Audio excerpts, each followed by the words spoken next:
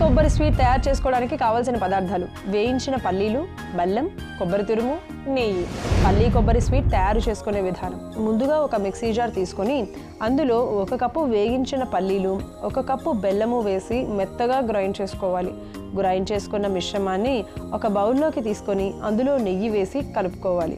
కలుపుకున్న మిశ్రమాన్ని చిన్న చపాతీలా చేసుకొని మధ్యలో కొబ్బరి తురుమును స్టఫ్ చేసి చుట్టూ క్లోజ్ చేసుకుంటే అధిక రక్తపోటును తగ్గించి కొలెస్ట్రాల్ను కంట్రోల్ చేస్తూ కంటి సమస్యలను తగ్గించే పల్లీ కొబ్బరి స్వీట్ రెడీ.